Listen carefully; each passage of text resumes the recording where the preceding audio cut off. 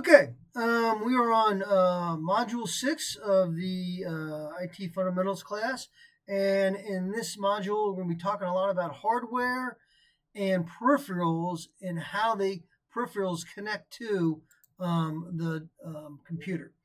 So they connect through using various ports. And here is an example of a whole bunch of different ports that can be used. A lot of these are still used today. Some of them are very much a legacy or old time. So these are all kind of serial ports and parallel ports down here. Here are some smaller ports up here. PS2 is no longer used. But you can see there's a whole bunch of different types of port. And it's the port that physically connects devices to peripherals to the computer. So that's what the ports are used for. Here are some standard ports and or ways to connect to a computer. So you got HDMI and DVI. These are video. Serial ATA is for cards. This looks like a expansion slot, all right? USB you should be familiar with. RJ45 we'll talk about, but we use that for connecting to the network, wired network. Then of course there's audio ports. Lots of different types of ports. The most common one today is USB, and USB stands for Universal Serial Bus. So you might want to remember that. And the most common one that you're probably familiar with is USB Type A. That's the one with a little bigger square head that most all computers have these days. USB Type B is more of a square head that's used typically on, like camera or other kind of audio video peripherals. Quickly, though, becoming very popular and seeing more and more these days is USB-C. And USB-C is that really small head here, and it has several advantages over the other types of USB. First of all, the connector is reversible, so you could, no matter how you plug it in, right way or upside down, there is no upside down, right? It can go in either way. So that's a big advantage. It does have faster data rates than the other types of USB, and it charges faster. So as you know, USB can send data or power or both, and it kind of depends on how the port is set up or what the port is set up to do. So it does have faster charging, which means it delivers power, right? The USB, you can get power over it. USB-C also supports video output, so you can make an HDMI cord using a USB-C device or port. And also it has audio output. So it's very universal, and it's why it's becoming very, very popular, USB-Cs. Other types of cords and ports out there is Firewire. So Firewire is kind of the nickname given to this technology. Its technical name is IEEE 1394. Now, IEEE stands for the Institute of Electrical and Electronic Engineers. We have all these different components and peripherals and cables, and for you to be able to exchange and use different cables with different devices, everybody has to use the same technology. So that's where IEEE comes in. If you want to use a certain technology, whether it be Firewire or USB-A or USB-C, whatever the standard you want, you have to go through the IEEE. They look at it and they approve it to become a industry standard. If they don't approve it, then it typically does not get adopted across the spectrum. So IEEE 1394, another name for it is Firewire. It was developed in the 90s. It's still kind of around, although you see it less and less because other cords and peripherals and technologies can be faster than Firewire. Then you have graphic cards or GPUs. Here are a bunch of examples of them right here. Notice these GPUs all have fans on them now because GPUs today are very powerful processors and do a lot of crunching of the numbers. So they generate a lot of heat, so they need their own fan built in. Although a GPU, especially one of this size and this power, would go into an expansion slot. So if you look in here, you can see kind of the edge here that goes into the expansion slots on a motherboard. Other graphic cards can be integrated into the motherboard, so you don't need an external one. Although if it's integrated, typically it's a weaker model, right? It's not as strong or as powerful as an expansion card. So how do you get good display quality when you're playing a game or watching your movies or whatnot? Display quality, right, which I mean resolution and the colors, right, is determined by three different factors. First of all, you got to have a good monitor. So how many pixels can the monitor handle, and what is the refresh rate? So the refresh rate is when an image is put on the screen, it's only there for a couple milliseconds. Then it has to be put on the screen again, then again and again and again. And so the screen is constantly refreshing so fast that you don't even notice it. But that's how you get smooth, fluid motion or flow when you're watching a fast-paced movie or playing a fast-paced game. So a monitor is important and refresh rate is important. But so is the GPU. You know, how fast can the data be processed and put on that screen? If you have a weak or low-end GPU, it's not going to be able to send the information to the monitor fast enough for it to look good. It could have a little lag time or maybe a little pixelated depending on your GPU. Then, of course, often overlooked but also very important is the cable. You know, are you using an HDMI cable, a 4D or HD or a 4K cable? Or is it using an older monitor, an older cable like VGA or DPI or some older legacy cables and technology? HDMI is kind of the latest, greatest still that can handle the most data at the fastest rate. So you need all three of these to working together to produce a quality image on your screen. All right. Like I said, HDMI is the current standard, which stands for High Definition Multimedia Interface. And you know it's an HDI if it kind of has that trapezoid shape to it, right? And you got HDMI type A, C, and D, you know, different sizes used for different type of peripherals. So, you know, some of these smaller ones are used for cameras or cell phones or whatnot. So you just kind of have to know what peripheral you're using, then look on your laptop and see if you have a port for it. If you don't, say if you need an HDMI mini type C, but your laptop only had an HDMI type A, the bigger one, then you would have to buy an adapter. An adapter would change or transfer the data from a size to a C size. So you need an adapter. So again, here are different uses for it and different sizes. Then we have Thunderbolt. So, you know, display ports are a little bit older.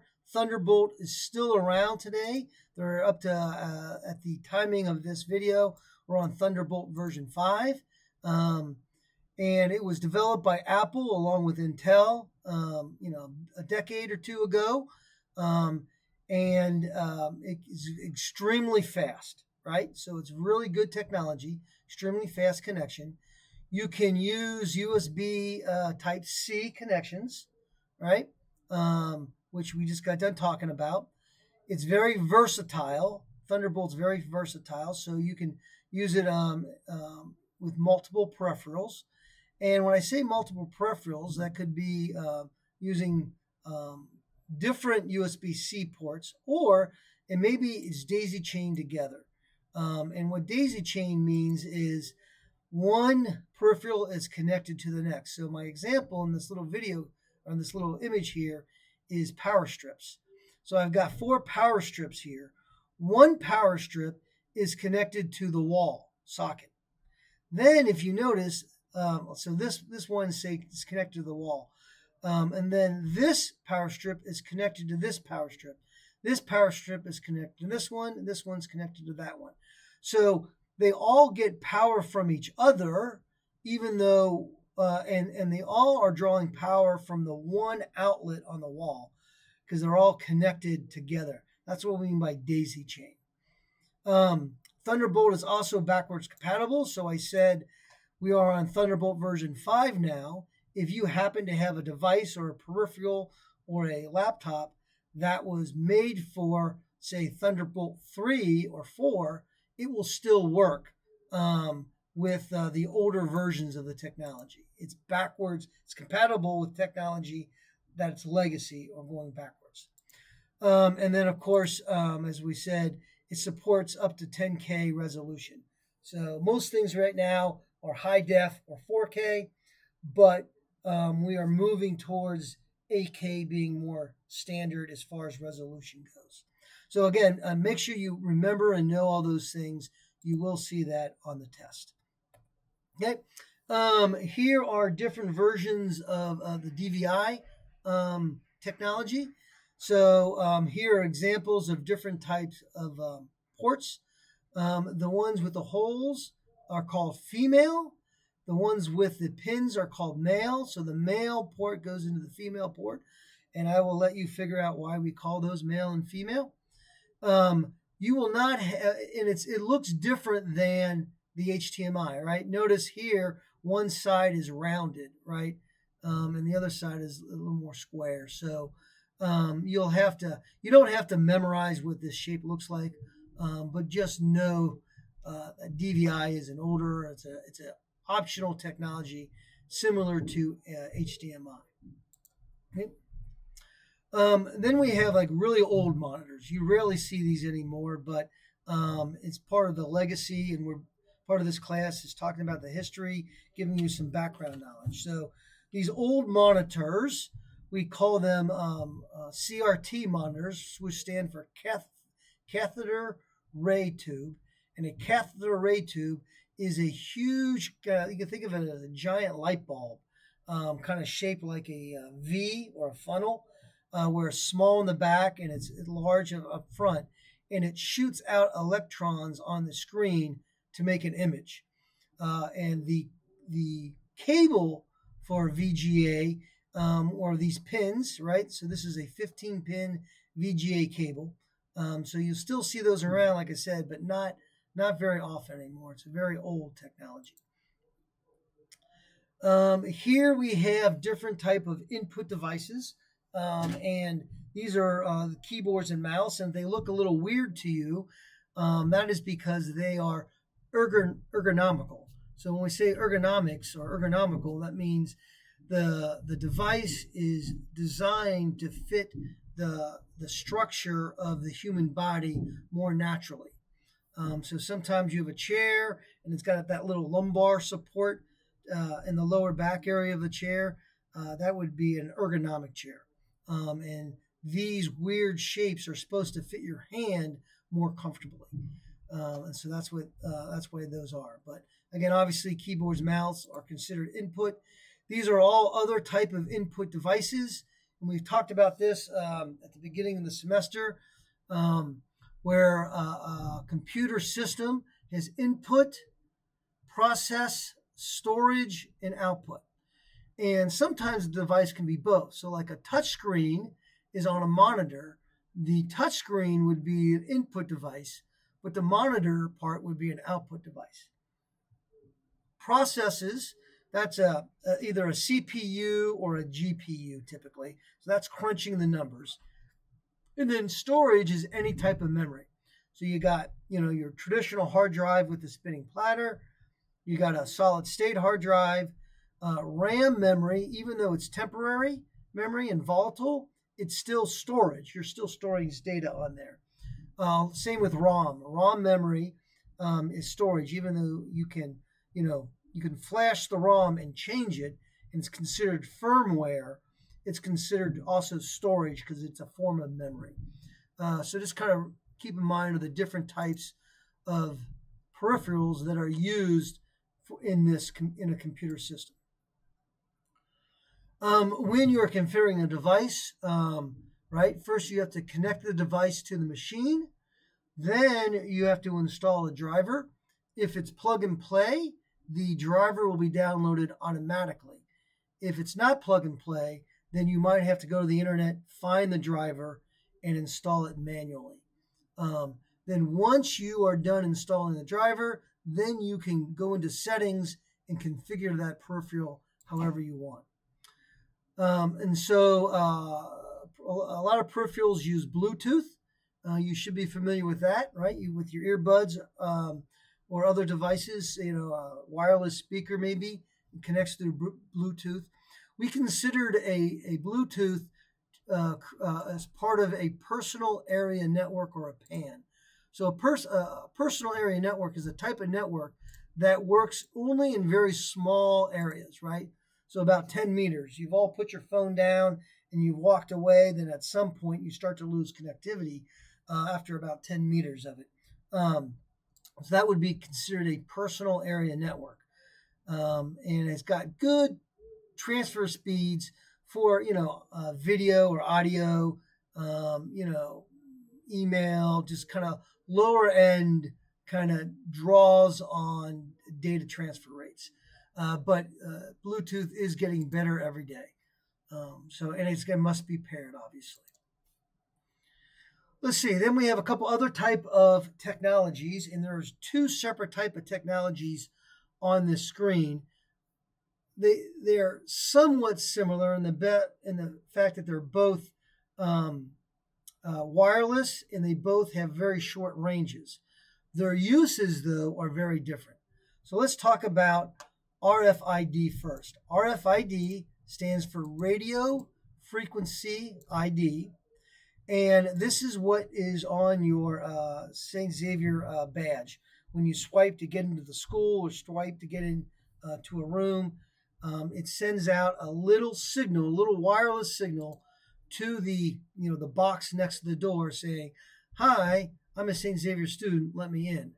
And it confirms that you have permission to open that door, and then it'll open the door. Another use for that is inventory.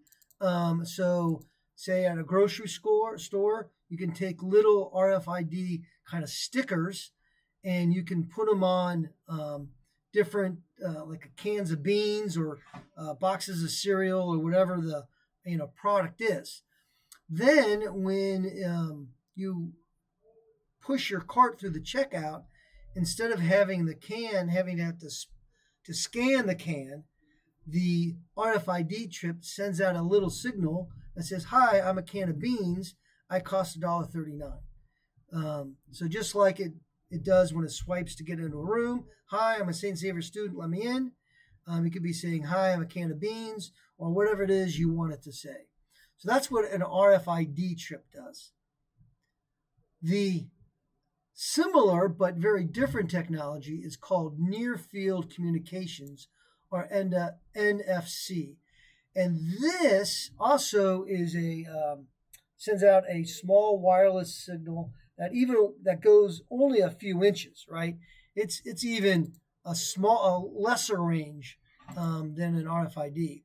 And it's typically used with credit cards and different types of payment, right? So this is where you take your credit card and you just tap it, say when you're filling up gas or you tap it at the store.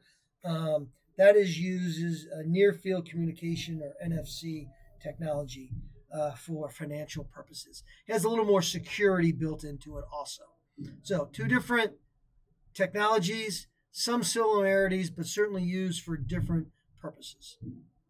Okay. Now we're going into network interfaces. So how do you connect to the network and therefore to the internet? Well, there's a couple ways you can do it. If you want to connect, regardless of how you connect, you need a network interface card, also called a NIC, right? And so there's different types of network interfaces cards. Some are for wireless communication, some are for wired. So what we have on the screen here is a wired version of a network interface card. You use an RJ45 connector. So this is the connector at the end of the port that connects into your laptop. And it's kind of got a little square thing, square shape to it. You can have a different network interface card that is just used for wireless communications, in which case you don't need any cord at all. So the RJ45 connector is connected through a Cat5 or a Cat6 cable. So Cat stands for category. Cat5, 6, 7, 8 describes how fast data can go through the cable, if it has any type of shielding and other type of features that make the categories different. So if you had a Ethernet NIC card, you would have an RJ45 connector on a Cat6 cable that you plug in. Now, another option to connect to the internet would be to use telephone lines. If you're using a telephone line, you're using a DSL connection. That's how you can connect through telephone lines to the internet. Telephone lines use an RJ45, an RJ11 connector. The RJ11 connector kind of sort of looks like an RJ45, but it's just smaller. And the cable, if you ever seen a phone cable, it's thinner, has fewer wires in it, less protection. So RJ11 is for phones, RJ45 is for Ethernet or networking connections, but they both can send data and they both can connect to the internet, just at different speeds and at different levels of security and protection. Okay. All right, looks like we're digging a little more into peripheral devices. So anytime you plug in a new device, whether that's a mouse or a keyboard or anything else, we've talked about plug and play. That's where the operating system automatically recognizes the device that you're plugging in, goes out to the internet, downloads the device driver, and installs it. So you don't have to do anything. You just plug it in and you're ready to go. The operating system does the rest. If, though, for some reason it doesn't work, or if it can't find the driver on the internet, you might have to install it manually and or restart your computer. So oftentimes when you install drivers for the first time, the operating system, the computer might need to restart so the operating system can find it and configure it properly. So kind of it's kind of a joke, but it's only a half joke because it's very true. Most problems that you have with your computer can be solved by one of these three things, right? Restarting your computer, reinstalling the device or the device driver or the program, the application, reinstalling whatever it is you're trying to do. And if those things don't work, then maybe adding more RAM to your system will help solve the problem. So that solves most problems that you have with your technology. One last term I want to throw out here is hot swappable. We talked about what plug and play means, that when you plug a new peripheral in, like your keyboard or your mouse, it downloads the driver automatically. What hot swappable means is I'm up and running, and I can unplug a peripheral, so detach a mouse, put a different mouse in, and it moves on and recognizes it and moves on without having to restart your computer.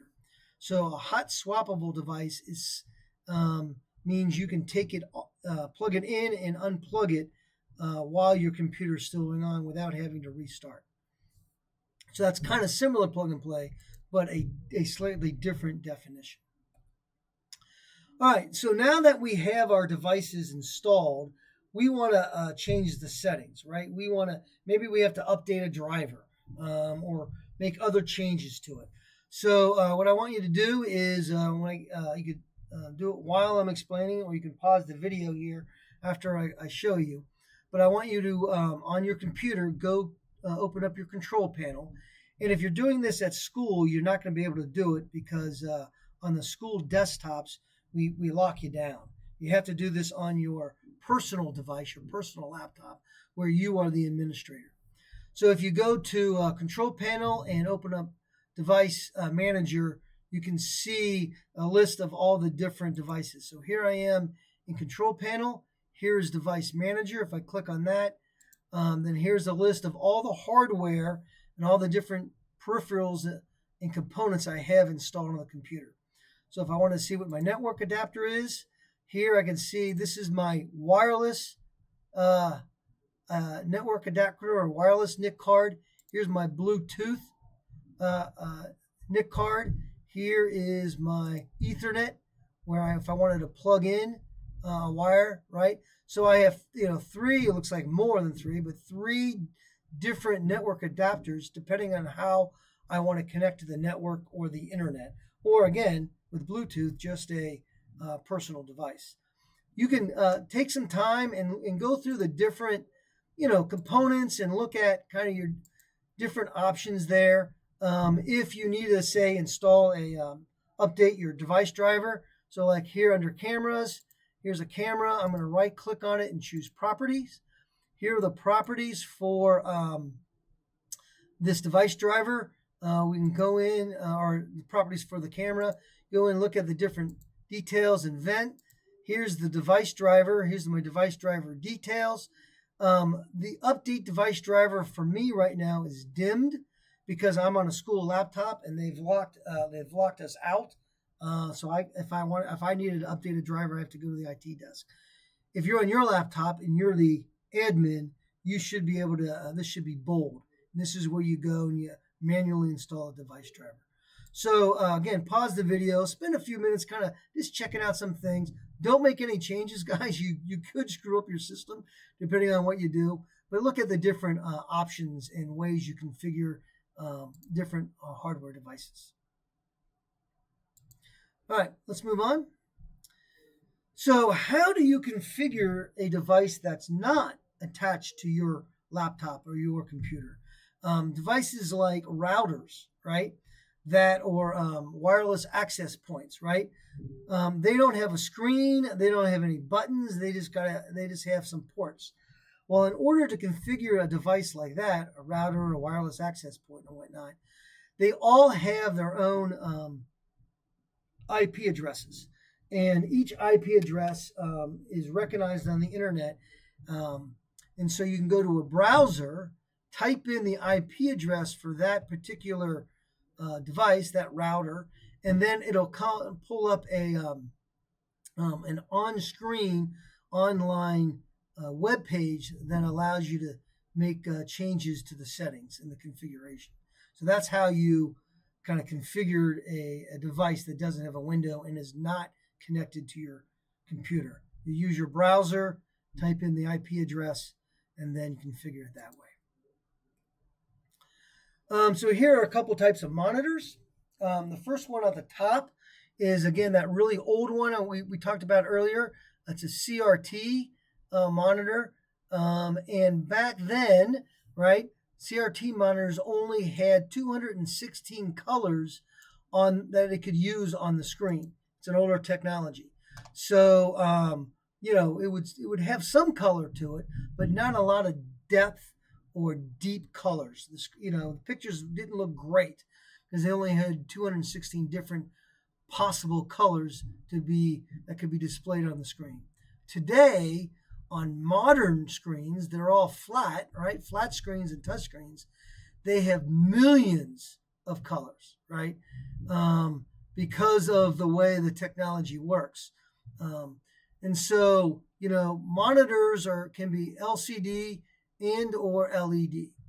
So what LCD means, that's liquid crystal display.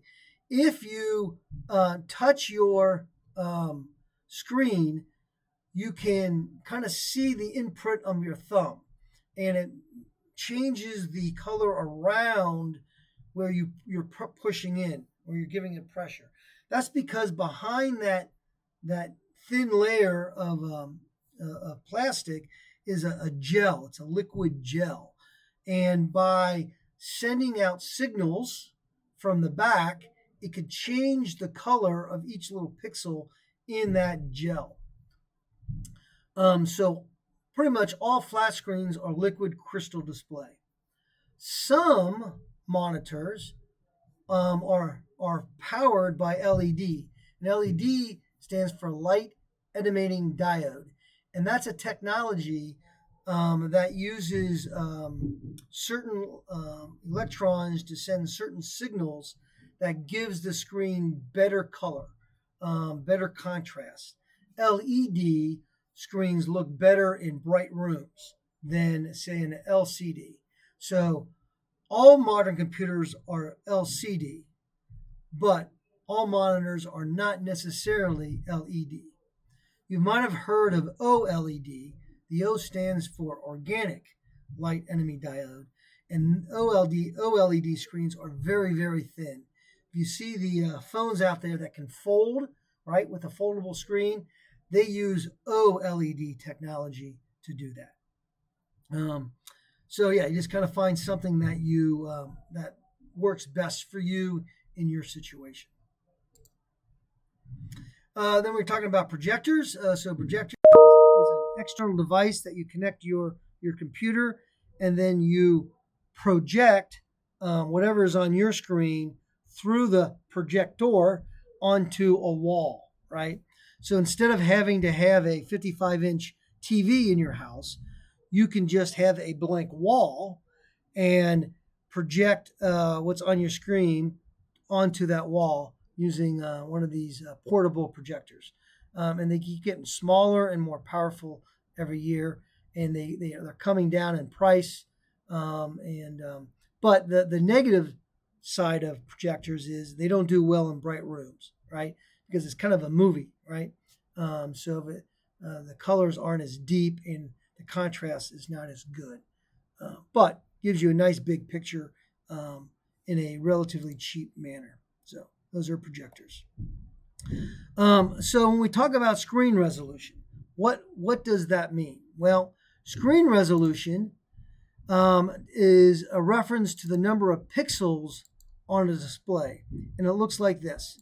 So right here, a pixel is like a little square dot, and in each pixel there are three colors: blue, red, and green. And you can make a lot of different shades of a lot of different colors using those combinations of those three colors.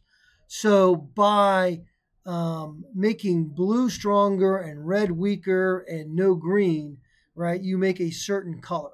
And again, you can adjust the power or the strength of those three colors to come up with different shades.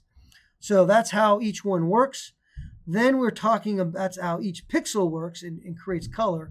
Then all those pixels together make an image. So when we talk about, again, resolution, it's how many pixels per inch.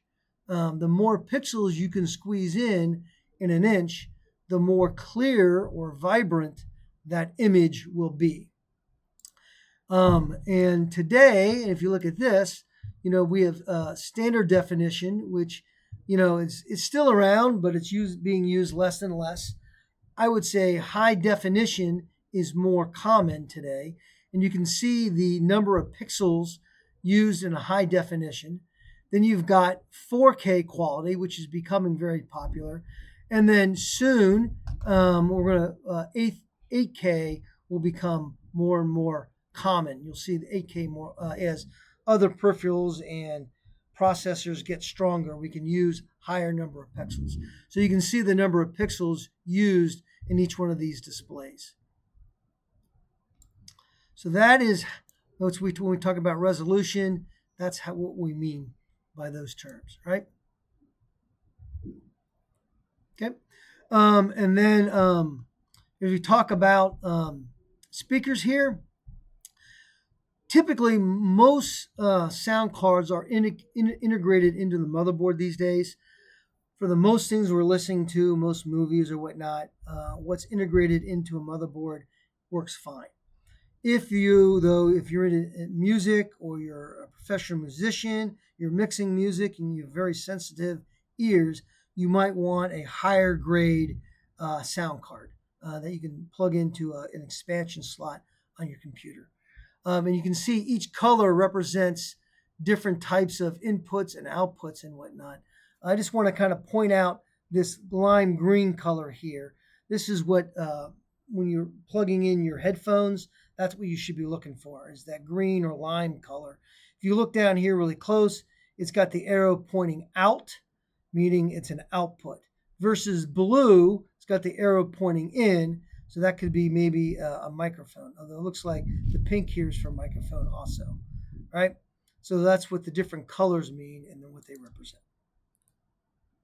Webcams, most of the webcams are built into laptops, and more are being built into monitors that the operating system on a desktop recognizes.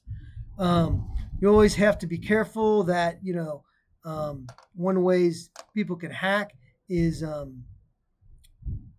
getting into your computer, turning your webcam on, and they can see you and they can see the room if your laptop is on. So you just kind of have to be aware of that's, one way people can hack in to you. Some people take a piece of tape and cover the camera for webcams so they know that their privacy is intact, even if they're hacked. But different types of connections for different types of webcams. Okay, now let's move on to lasers, or types of printers. And there's two main types of printers: a laser printer and an inkjet printer. A laser printer uses a powder called toner, and it has like a cylinder that electrical impulses or electrical fields are placed onto it. Then the toner is attracted to the electrified spots on the cylinder. Then the paper goes through, and the paper and the toner's melted onto the paper. So there's pressure and there's heat that makes the image on a laser printer. With inkjet, you have little reservoirs of liquid ink in different colors. And the inkjet actually sprays the liquid ink onto your paper using a little nozzle. So the question is, which one's better? Well, it depends on what you're using it for, right? And which one's more expensive? Well, it kind of depends on what the question is on expense. If I'm buying the hardware, the physical printer at the store, the laser printer is more expensive. And the inkjet is cheaper. But if I'm talking about how much it costs to print out, so cost per page of printing, the laser is cheaper cost per page. The inkjet is more expensive because you use a lot of that liquid ink and you have to replace those reservoirs often. So that's why typically at home, most people have an inkjet printer because you're not printing on a lot, just a few pages once in a while. In in companies and businesses and schools that print a lot, they typically have laser printers on that. Okay. Scanners, I won't spend too much time on this, but you can put an image in there, it scans it and converts it digitally. You can also use this optical character recognition, OCR. That's where you can scan, say, a Word document that has just text on it, and it converts it to, say, a Word document, right? So you're taking a piece of paper with text on it and converting it to a Word document that you can edit. Saves you time retyping everything in, right? Those are scanners. Okay, so what else we got here? Digital cameras, I think, we're kind of familiar with. I won't spend a lot of time in this, but, you can connect with Wi-Fi. You can use a card reader, a flash card, or USB, different ways to connect it. You guys use cell phone cameras all the time. So those are also peripherals. Okay. All right. Well, that was a lot of information I knew I threw at you. As always, hit me up in class if you have any questions. We can go into detail and make sure you're prepared for the test.